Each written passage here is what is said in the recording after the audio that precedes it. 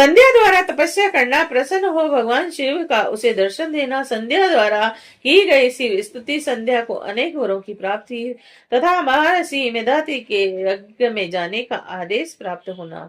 ब्रह्मा जी बोले, हे पुत्र, हे महाप्राज्ञ, अब संध्या के द्वारा किए गए महान तप को सुनिए, जिनके सुनने से पाप समूह उसी क्षण निश्चय ही नष्ट हो जाता है। तपस्या का उपदेश कर वशिष्ठ जी कि अपने घर चले जाने पर संध्या भी तपस्या की विधि को जानकर अत्यंत हर्षित हो गई। वह लोहित सर के सनिकट प्रसन्नचित्त होकर अनुकूल वेश धारण करके तपस्या करने लगी। वशिष्ठ जी ने तपस्या के साधन भूत जिस मंत्र को बताया था, वह मंत्र से उस शंकर जी का पूजन करने लगी।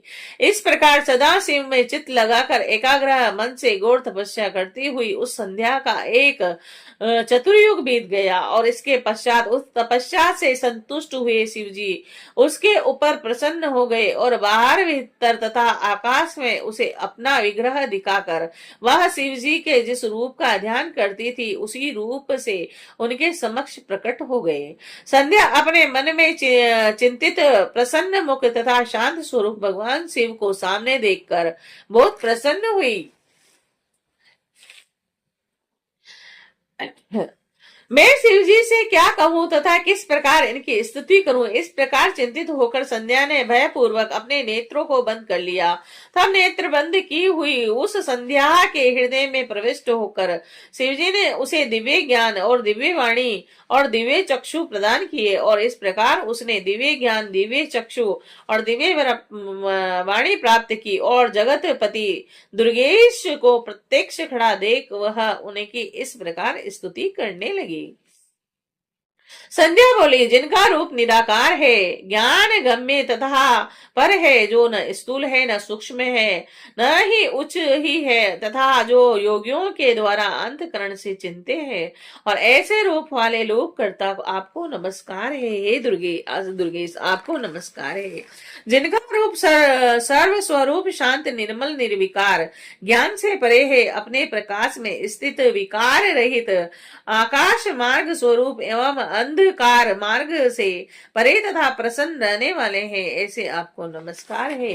ऐसे आपको नमस्कार है, जिनका रूप एक आदित्य शुद्ध देदीप्यायन माया रहित चिदानंद सहज विकार रहित नित्यानंद स्वरूप सत्य और विभूति से युक्त प्रसन्न रहने वाला तथा समस्त श्री को प्रदान करने वाला है, उन आपको नमस्कार है, जिनका रूप महाविद्या के द्वारा ध्यान करने योग्य सबसे सर्वथा भिन्न ब्रह्म सात्विक धैर्य स्वरूप आत्म स्वरूप और सार स्वरूप संसार सागर के से पार करने वाला है और पवित्र को भी पवित्र करने वाला है, उन आपको नमस्कार है, जिनका आकार शुद्ध रूप मनोयज्ञ रत्न के समान स्वच्छ कपूर के समान गौर वर्ण और हाथों से वर अभय मुद्रा शूल मुंड को धारण करने वाला है, उन आप योग युक्त सदा शिव को नमस्कार है। हे दुर्गेश आपको नमस्कार है।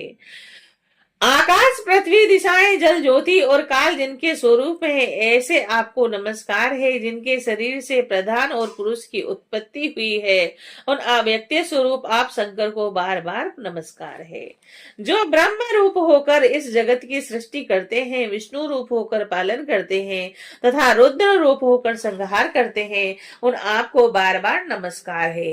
कारणों के कारण दिव्य अमृत स्वरूप ज्ञान संप्रदा देने वाले समस्त लोगों के ऐश्वर्य प्रदान करने वाले प्रकाश स्वरूप तथा परात्पर शंकर को बार बार नमस्कार है, और जिनके अतिरिक्त यह जगत और कुछ नहीं है, जिनके पैर से पृथ्वी दिशाएं सूर्य चंद्रमा कामदेव तथा बहिमुख अन्य देवता और नाभि से अंतरिक्ष उत्पन्न हुआ है, उन आप शंभु को मेरा नमस्कार है। हे हर आप सर्वश्रेष्ठ तथा परमात्मा है, आप विविध विद्या है और सद ब्रह्म पर ब्रह्म तथा ज्ञान प्रायण है, और जिनका न आदि है न मध्य है न अंत है तथा जिन से यह समस्त संसार उत्पन्न हुआ है।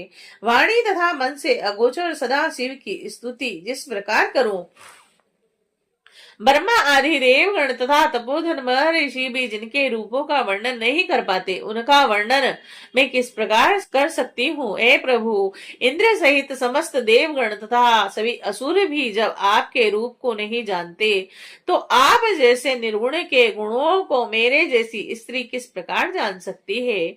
हे महेशान, आपको नमस्कार है। तय तपो मैं आपको नमस्कार है। हे शंभु, हे देवेश, आपको बार बार नमस्कार है।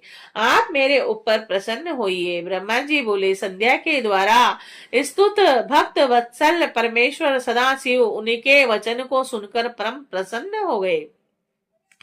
वे शिव वकल तथा कृष्ण मृग चरम युक्त और उसके शरीर को जटा से आचंद एवं पवित्री धारण किए हुए और उसके सिर को तथा तुषार पात से मुरझाए हुए कमल के समान उसके मुख को देखकर दयामय होकर उससे इस प्रकार कहने लगे। महेश्वर बोले, हे भद्रे, तुम्हारी इस उत्कृष्ट तपस्या से तथा तुम्हारी इस स्तुति से मैं बहुत प्रसन्न हूँ। सुप्राज्ञ, अब तुम वर मांगो, जो भी तुम्हारा अभिष्ट हो तथा जिससे तुम्हारा कार्य पूर्ण हो, वह सब मैं करूंगा। हे भद्रे, तुम्हारी इस तपस्या से मैं परम प्रसन्न हो गया हूँ। ब्रह्मा जी बोले, महेश्वर का वचन सुनकर संध्या बड़ी प्रसन्न हुई और उन्हें बार बार प्रणाम कर इस प्रकार कहने लगी। संध्या बोली, हे महेश्वर, यदि आप प्रसन्नता पूर्वक वर देना चाहते हैं, यदि मैं आपसे वर प्राप्त करने योग्य हूँ तथा यदि मैं उस पाप से सर्वथा विशुद्ध हो गई हूँ, और हे देव, यदि आप इस समय मेरे तप से प्रसन्न है, तो पहले मैं यह वर मांगती हूँ, उसे दीजिए। हे देवादिदेव, इस आकाश तथा पृथ्वी में उत्पन्न होते ही कोई भी प्राणी सदकाम युक्त न होवे। और हे प्रभु, मैं अपने आचरण से तीनों लोकों में इस प्रकार प्रसिद्ध हूँ जैसे कोई दूसरी स्त्री न हो। एक और वर मांगती हूँ, मेरे द्वारा उत्पन्न की गई कोई भी संतति सकाम होकर पतित न हो। और हे नाथ, जो मेरा पति हो वह भी मेरा अत्यंत स्वत बना रहे। मेरे पति के अतिरिक्त जो कोई भी पुरुष मुझे सकाम दृष्टि से देखे, उसका पुरुष से नष्ट हो जाए और वह नपुंसक हो जाए। ब्रह्मा जी बोले, निष्पाप संध्या के इस प्रकार के वचनों को सुनकर तथा उससे प्रेरित होकर भक्त वत्सल भू भावन शंकर प्रसन्नचित्त होकर कहने लगे। महेश्वर बोले, हे देवी, हे संजय, हे मेरी बात सुनो। तुम्हारा पाप नष्ट हो गया। अब मेरा क्रोध तुम्हारे ऊपर नहीं है और तुम तप करने से शुद्ध हो चुकी हो। हे भद्रे, हे संध्या, तुमने जो जो वरदान मांगा है, तुम्हारी श्रेष्ठ तपस्या से प्रसन्न होकर मैंने वह सब तुम्हें प्रदान किया है। अब प्राणियों का प्रथम शैशव बाल और भाव, दूसरा कौमार्य भाव, तीसरा यौवन भाव तथा चौथा वार्धक्य भाव होगा। और शरीरधारी तीसरी अवस्था आने पर सकाम होंगे और कोई कोई प्राणी दूसरी और अंत तक सकाम होंगे। मैंने तुम्हारी तपस्या के से संसार में यह मर्यादा स्थापित कर दी कि शरीरधारी उत्पन्न होते ही सकाम नहीं होंगे।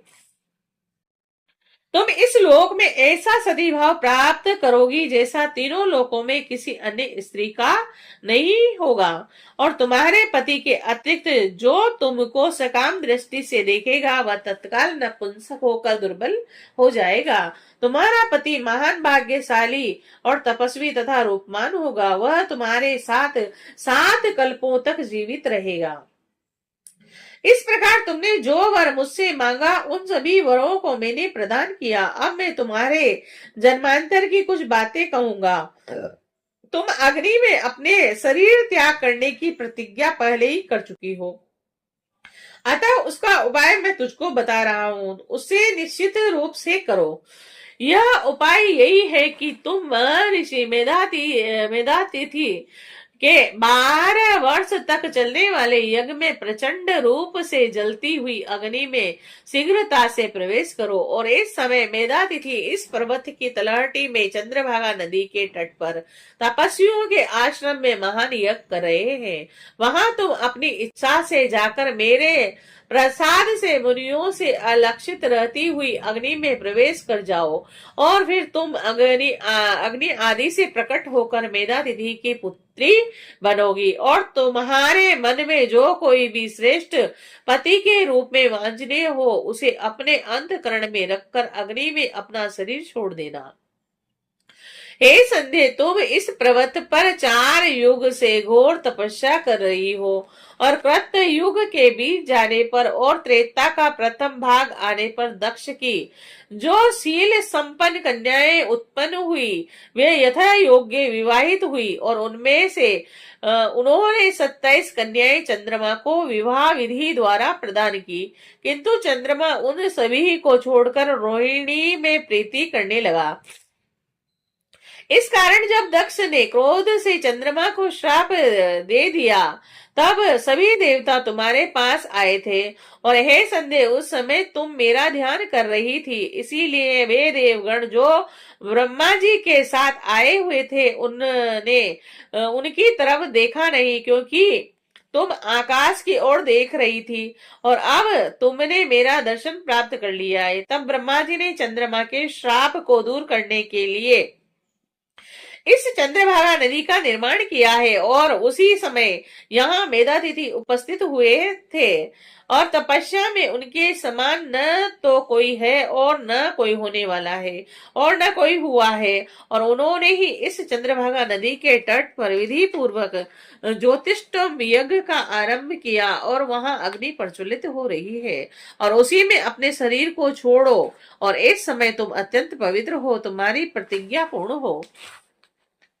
हे तपस्विनी, अपने कार्य की सिद्धि के लिए मैंने यह विधि बताई है। अतः हे महाभागे, तुम यहाँ मुनि के यज्ञ में जाओ और ऐसे करो। और इस प्रकार वे देवेश उसका हित करके वहीं अंतर्ध्यान हो गए। जय श्री शिवाय।